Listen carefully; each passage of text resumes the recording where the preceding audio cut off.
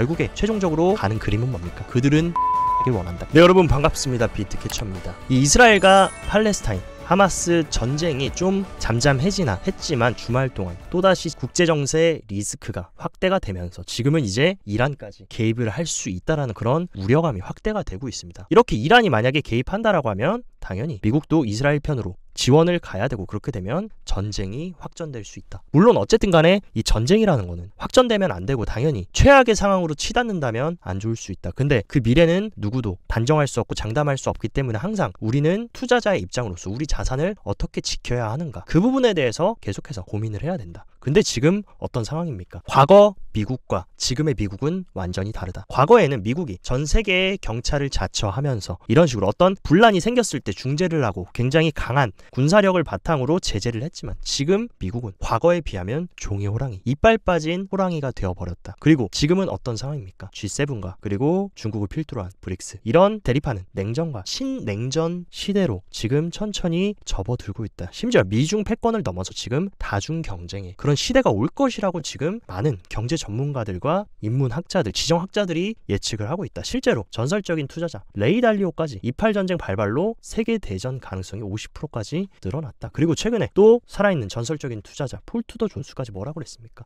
전쟁 등 지정학적 위험에 비트코인은 아주 좋은 베팅이다. 물론 전쟁이 확대되고 세계 전쟁으로 퍼지면 당연히 안 되겠지만, 그럴 때 우리를 지켜줄 수 있는 그 자산이 무엇일까? 여러분들이 곰곰이 생각을 해보셔야 됩니다. 만약에 정말 큰 전쟁으로 퍼져서 나중에 우리가 진짜 돈을 찾고 싶어서 은행 가서 돈을 찾으려고 해도 은행에서 인출 막아버리고 돈 못 뽑게 막아버린다 라고 하면 어떻게 할 겁니까? 그냥 낙동강 오리알이 될 수밖에 없다. 하지만 우리가 비트코인을 보유하고 있고 내 하드 월렛 혹은 소프트 월렛에 내가 비트코인만 잘 보관하고 있다라고 하면 어떤 위험이 터지더라도 이 지갑만 소유하고 여러분들이 어느 나라를 가던 이 지정학적인 자산, 디지털 금인 비트코인이 어떻게 보면 최고의 대안이 될 수 있다는 거, 그런 것들을 지금 살아있는 전설적인 투자자들도 계속해서 얘기하고 있고, 국제 정세가 점점 그런 방향성으로 가고 있다.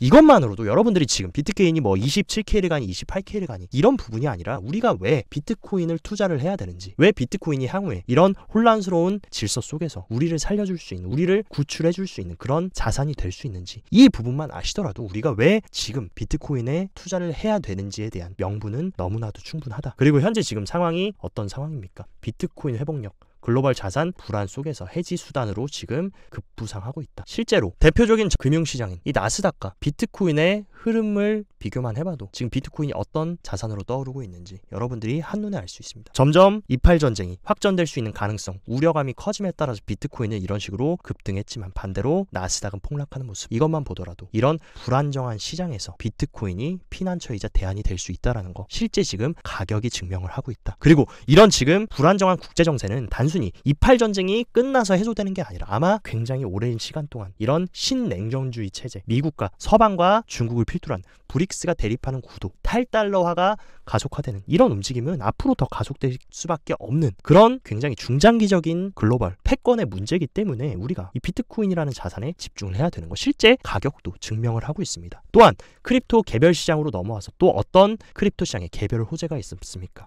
이번 그레이스케일과 SEC, GBTC 현물 전환 재검토 소송에서 SEC가 항소를 하지 않기로 결정을 했다. 그러니까 이번에 법원이 SEC 니네 그레이스케일 GBTC 현물 ETF로 전환하는 거 재검토해 라고 하는 부분에 있어서 SEC가 항소하지 않았다. 그 얘기는 뭡니까? 수용하겠다. 그리고 이제 45일이 지났기 때문에 이제 법원은 7일 이내에 최종 명령을 내릴 겁니다. 이에 따라서 지금 그레이스케일 팀이 뭐라고 했습니까? SEC 승인에 따라서 GBTC를 TF로 전환할 준비가 되어 있고 가능한 빨리 좋은 정보 공유할 수 있기를 기대합니다. 근데 제가 지금 이런 흐름에 대해서 왜 긍정적으로 보고 있느냐? 과거에도 8월 말에 SEC와 그레이스케일 소송 결과가 나오기 전에 이런 식으로 엄청난 거래량 동반해서 장대 양봉이 나왔을 때 결과가 나오기 전에 선 매집이 있었다. 뭔가 이 월가의 세력들은 미리 결과를 알고 있었다라는 듯이 매수세가 들어왔는데 지금도 어떤 상황입니까? 뭐 지금 당장 비트코인 현물 ETF가 출시되고 승인이 된다. 이건 아니지만 또 최근에 의미 있는 거래량을 동반해서 어마어마한 매수세를 만들면서 비트코인 지금 거의 28K까지 찍고 내려온 모습. 분명히 이런 상황 속에서 글로벌 리스트들과 이 월가의 핵심 세력들은 이 그레이스케일의 소송이 어떤 방향으로 흘러갈 것이고 비트코인 현물 ETF가 어떻게 흘러갈지 내부적으로 분명히 알고 있는 그런 내부 세력들이 분명히 있었을 것이라고 생각합니다. 그리고 SEC가 그레이스케일 ETF 2주 내에 새로운 답변이 가능한데 어떤 답변이 나올 것으로 지금 예측이 되고 있냐. SEC의 전략은 비트코인 현물 ETF 승인을 지연시키는 방법밖에 없다. 이제는 같은 이유로 또다시 반려하거나 거절할 수 없다라는 게 이미 법원 판결에서 판결이 나버렸고 SEC가 꺼낼 수 있는 카드는 지연시키는 일. 아니면 GBTC ETF 전환에 대해서 그레이스 측에 전혀 새로운 이유로 보완 조치를 요구할 수 있다. 그러니까 법원에서 얘기한 그 이유 말고 새로운 이유를 만들어서 SEC가 또 한 번 보완해서 와라 라고 얘기할 수 있지만 결국에 이런 것들은 뭡니까? 시간 끌기밖에 안 된다. 결국에 최종적으로 가는 그림은 뭡니까? 비트코인 현물 ETF 승인. 근데 그 전까지 SEC는 시간 끌기를 해줄 가능성이 크다. 그리고 블룸버그의 애널리스트들은 내년 2024년 1월 10일까지 비트코인 현물 ETF가 출시될 확률을 90%로 예상했다. 거의 지금 비트코인 현물 ETF 출시는 기정사실화로 미국에서 가장 전통 있고 공신력 있는 블룸버그의 애널리스트들이 예측을 하고 있다. 거의 지금 확실시 되고 있다라고 보는 겁니다. 그리고 왜 1월 10일이냐? 바로 아크인베스트의 파이널 데드라인이 1월 10일입니다. 근데 이때 만약에 아크를 거절한다고 하면 분명 같은 이유로 나머지 코인들도 다 거절을 해야 합당하다. 그렇기 때문에 아크인베스트의 마지막 파이널 데드라인에 승인을 하면서 일제히 블랙록을 포함한 나머지 기관들의 현물 ETF까지 줄줄이 승인해주지 않을까라는 이런 예측이 지금 블룸버그 전문가들이 예측인데 제가 이전에 제가 유튜브에서도 말씀드렸던 저의 생각의 골자와도 굉장히 일치하는 부분. 그렇기 때문에 저는 뻔하게 이 3월 블랙록의 최종 데드라인에 승인을 시켜주는 게 아니라 조금 더 일찍 그레이스케일이 계속 유리한 고지를 점쳐 나가고 있고 궁지에 몰린 SEC가 3월까지 끌기보다는 1월 정도 아크인베스트의 최종 데드라인에 승인을 해주면서 일제히 승인해줄 가능성이 크다. 그렇기 때문에 우리는 지금 10월입니다. 1월까지 이제 딱 3달 남았는데 그 시기를 얼마나 잘 준비하느냐에 따라 여러분들이 크립토 투자의 성패가 결정될 수 있는 그런 굉장히 중요한 시기라는 것을 제가 계속해서 유튜브에서 구독자님들께 강조를 드리고 있는 겁니다. 그리고 이에 따라 또 블랙록의 CEO인 레리 핑크가 굉장히 또 의미심장한 발언을 해줬습니다. 비트코인이 금융환경을 재편할 것이라고 주장했다. 왜? 레리 핑크는 하필 이 국제 정세가 불안한 이 시기에 금융환경을 재편할 것이라고 주장했을까? 이미 레리 핑크도 알고 있습니다. 레이 달리오가 말했던 것처럼 지금 신냉전주의, 불안한 국제 정세 그리고 폴 투자 존스가 말한 대로 전쟁 등 지정학적 위험의 유일한 피난처 대안이 될 수 있는 게 비트코인이라는 것을 세계 1위 자산 운용사인 레리 핑크는 이미 알고 있을 가능성이 크다. 그리고 새로운 자산 클래스, 이 굉장히 지정학적이고 국경을 넘나들 수 있는 그리고 탈중앙화된 유일한 그런 자산 비트코인이라는 거 이미 레리 핑크는 계산이 끝났을 겁니다. 그렇기 때문에 그가 지금 선발대에서도 비트코인 현물 ETF라는 엄청난 혁신을 추진하고 있고 그것이 이제 곧 실행될 날이 얼마 남지 않았다. 그렇기 때문에 우리는 계속해서 구축해서 전진해 나가야 되는 것이고 세계 최대의 슈퍼카 제조사인 페라리까지 미국에서 가상자산으로 결제를 할 수 있도록 지금 지원하겠다. 그래서 비트코인과 이더리움, USDC를 통해서 페라리를 구매할 수 있게 지금 지원을 하겠다. 이 얘기가 뭡니까? 결국에 이 비트코인이 단순히 가치 저장의 수단이 아니라 실제 결제 수단으로 발돋움할 수 있는 단순히 뭐 그냥 작은 자동차 제조사가 아니라 최고의 슈퍼카 이 페라리를 만드는 페라리 그룹이 비트코인으로 결제를 허용하겠다. 이건 뭡니까? 차후에 테슬라, 독일 3사, BMW, 벤츠, 아우디 등등 모든 이런 자동차 회사들도 추후에 이 비트코인으로 결제를 할 수 있게끔 할 수 있는 그런 판이 마련이 되고 있다. 비트코인이 이제 더 이상 가치 저장의 수단, 지정학적인 탈중앙화 자산뿐만이 아니라 실제 결제, 이 유틸성, 활용성, 범용성에서도 지금 엄청난 가능성을 보여주고 있다. 그렇기 때문에 우리가 비트코인에 투자해야 될 이유는 너무나도 차고 넘친다. 그리고 최근 비트코인 가격도 굉장히 지지부진하게 투자자들을 불안하게 만들었지만 이 고래들의 지갑은 엄청나게 늘어나면서 결국에 개인들은 국제 정세가 불안하고 매크로가 불안하고 비트코인 가격이 흔들리니까 가격을 덤핑하고 욕하고 손절하고 떠나고 있지만 이 물량을 다 받아서 고래들은 계속해서 그들의 배를 채우고 있다. 그리고 기관들의 수요를 알 수 있는 이 그레이스케일의 신탁펀드 상품인 GBTC 프리미엄도 역대 최고 수준으로 지금 마이너스 프리미엄을 회복한 모습. 그 얘기는 뭡니까? 기관들이 계속해서 비트코인 수요가 들어오고 있다. 최근 비트코인 가격은 지지부진하고 우하향했지만 그레이스케일 프리미엄이 상승했다. 이 얘기는 뭡니까? 기관들은 향후에 어떻게 될 것이고 비트코인 현물 ETF 승인부터 반감기를 앞두고 가격이 어떻게 될지 알기 때문에 지금 이 저렴한 가격에 계속해서 매집을 하고 있다라는 증거를 실제 온체인이 보여주고 있다. 그리고 현재 어떤 상황입니까? 굉장히 오래된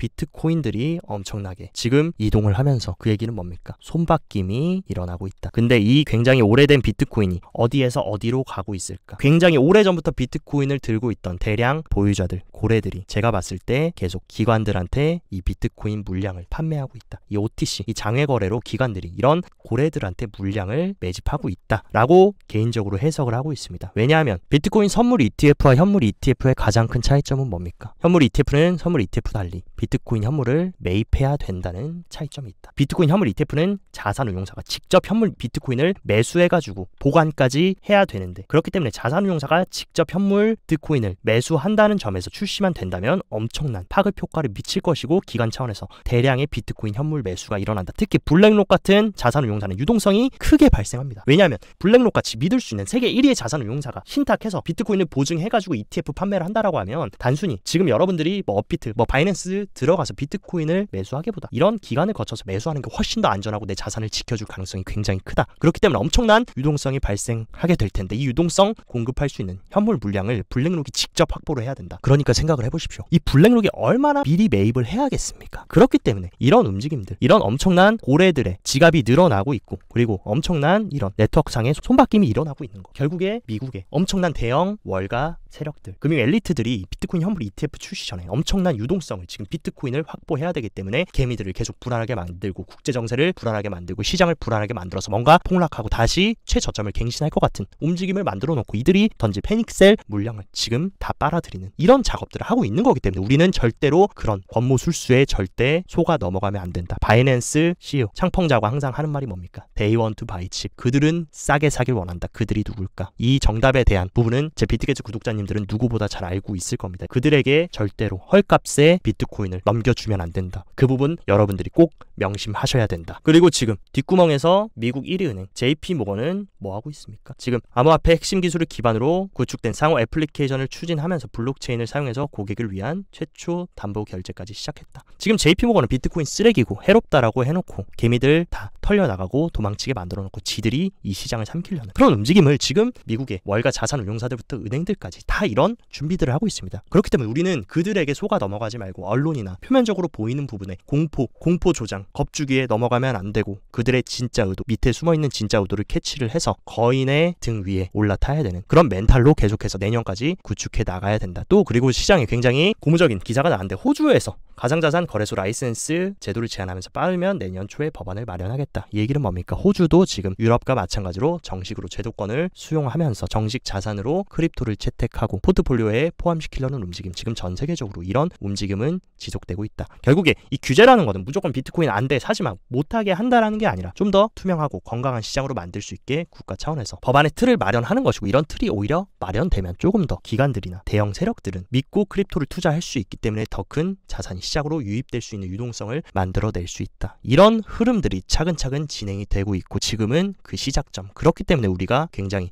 좋은 기회에 놓여져 있다라고 제가 계속 말씀을 드리는 겁니다. 또한 단기적인 시장 흐름도 좀 몇 가지 말씀을 드리자면, 오늘 이런 식으로 비트가 굉장히 강하게 상승을 하면서 28K까지 찍고 살짝 내려온 흐름이지만 계속해서 지금 미결제 약정은 멈추지 않고 쌓이고 있다. 미결제 약정이 쌓인다는 건 뭡니까? 롱이나 숏, 이런 종료되지 않은 물량들이 지금 엄청나게 쌓이고 있다. 근데 지금 어떤 물량이 쌓이고 있습니까? 지금 펀딩 피를 보시면 펀딩 레이트가 지금 음수를 가리키면서 숏 물량이 가격을 올리면서 숏을 청산시켰는데도 불구하고 숏 물량이 굉장히 많이 쌓여있다. 이 얘기는 뭡니까? 아직도 시장을 부정적으로 보고 시장이 폭락할 거라고 보고 있는 사람들이 많다. 근데 과거에도 선물 세력들은 숏 물량이 몰렸을 때 어떤 움직임을 보였습니까? 이 숏 물량을 가격을 올리면서 다 청산을 시키고 숏 퀴즈를 만든 다음에 가격을 올리는 모습을 많이 보여줬다. 충분히 선물 세력들이 이런 식으로 숏 물량을 가격을 올리면서 청산시키면서 더 큰 상승을 만들어줄 수 있는 그런 상황이 충분히 나올 수 있다라고 개인적으로 보고 있습니다. 그리고 현재 파이어 차트를 보더라도 이 28K에 있던 굉장히 강한 매도벽을 지금 다 소화할 만큼 굉장히 강한 매수세가 들어오고 있고, 실제로 가장 큰 고래인 갈색 고래는 계속해서 매수세를 유지하고, 우리가 주목해서 봐야 되는 현명한 트레이더, 스마트한 거래를 하는 갈색 고래들이 엄청나게 강한 매수세에 돌입하면서 가격 상승을 견인했다. 또한 지금 빨간 고래들까지 매수세에 참여한 만큼 지금 핵심 고래들 모두 지금 상승비로 보고 있다. 이런 흐름이 지속된다라고 하면 충분히 28K를 깨고 29K까지도 단기적으로 시작해주면서 10월은 좀 업토버의 흐름으로 가주지 않을까라고 보고 있고, 차트적으로 좀 말씀을 드리면 일단 최근에 이탈했던 이 상승 패러럴 채널 하단부에 다시 지금 안착했다. 그렇기 때문에 어쨌든 7월부터 만들어줬던 이 하락 추세선의 저항을 받고 살짝 꼬리를 달고 내려와 줬지만 이 상승 패러럴 채널 하단부에 확실하게 안착을 해줘서 일봉 종가가 마감해준다라고 하면 저는 재차 지지받고 충분히 이 추세선을 돌파해서 28.5K 다음 저항까지 충분히 시도해줄 수 있다라고 보고 있고, 이 28.5K 위로까지 확실하게 안착해준다라고 하면 저는 확실하게 10월부터는 좀 단기 상승 흐름으로 가주지 않을까라고 조심스럽게 예측을 하고 있습니다. 어쨌든 간에 단기적으로 보나 중장기적으로 보나 매크로 상황이나 국제정세 흐름으로 봤을 때 비트코인이 떠오를 수밖에 없고 상승할 수밖에 없는 그런 여러 가지 판들이 이미 다 짜여졌다. 그리고 가장 중요한 내년엔 뭐가 있습니까? 바로 반감기가 있다. 2012년, 16년, 2020년 세 번의 반감기 동안 비트코인은 반감기 이후에 어떻게 됐습니까? 이런 식으로 말도 안 되는 최고의 상승률을 보여줬다. 현존하는 모든 자산 중에 가장 큰 성장력과 가능성을 보여줬던 게 비트코인. 이번에도 저는 다르지 않을 것이다. 하지만 우리의 지금 위치 어디 있습니까? 아직도 여러분들 절대 고점이 아니다. 지금부터 꾸준히 모아서 분할 매수 DCA에서 모아간다라고 하면 적어도 이런 고점에서 우리는 팔고 나와야 된다. 근데 대부분은 어떻게 됩니까? 이렇게 다 상승하고 나서 고점에서 올라탄다. 그렇기 때문에 적어도 제 비트캐쳐 구독자분들만큼은 나중에 비트코인 60K, 70K 신고가 갱신하기 전에 가가지고 이때서야 줄줄이 비트코인 사겠다고 줄 서지 말고 지금 아무도 비트코인 관심도 가지지 않고 유동성 메마르고 불안한 시기 때 용기 내셔서 지금부터 시나리오를 잘 구성해서 포트를 구성해 나간다면